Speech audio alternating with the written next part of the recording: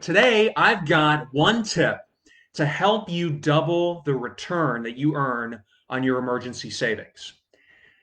Emergency savings is really primarily designed for it to be accessible to you in case of an emergency. So if you have something that pops up and you need cash to pay for it, you don't want to go into debt, you need cash to pay for it, you want something that you can have access to in order to pay that emergency bill. So I want you to keep that in mind. The primary reason why you have an emergency fund is quick access. It's not earning a return.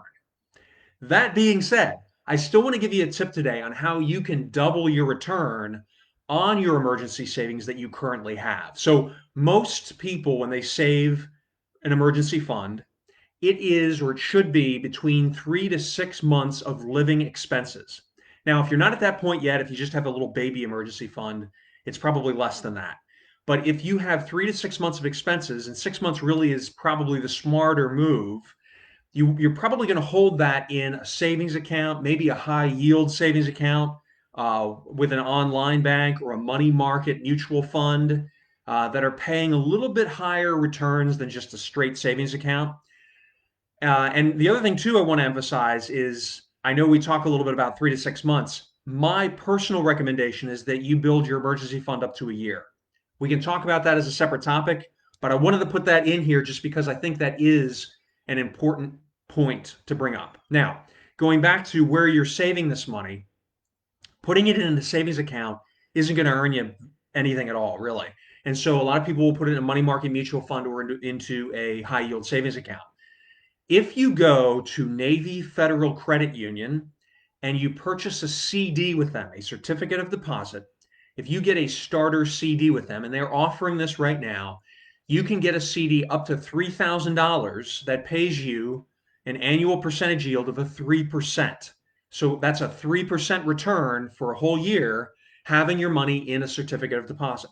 Now, putting your money into a certificate of deposit, into a CD, isn't as accessible as having it in a savings account.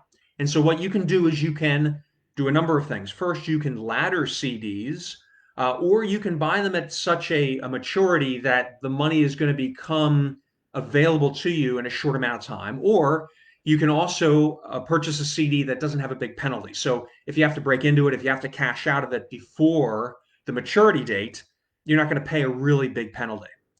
If you're earning a 3% interest on, say, $3,000 in a Navy Federal Credit Union CD, and then you're earning, maybe not quite 1% interest with another $3,000 in a high yield savings account or a money market mutual fund, on average, right between the two of those, you're going to have $6,000 in an emergency fund that's earning you probably like 1.8%, somewhere around there, which isn't a lot of money, but at least it's keeping up with the standard inflation rate, the standard government quoted inflation rate, which I know is probably understated. In fact, we all know it's understated, but it's at least keeping the purchasing power of your emergency fund up a little bit while you have that money and you want to make sure it's available to you. So remember, the primary purpose of an emergency fund is not to get a great return.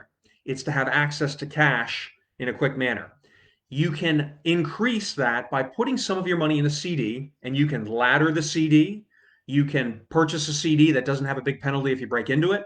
Or you can put some of the money in the CD and some of it into a high yield savings account in order to balance out that interest rate to get you something more aligned with keeping the purchasing power of your savings up. Please post a question or comment. Send me a private message if you want to talk about it privately. I always enjoy reading your comments. And until next time, I wish you unlimited success.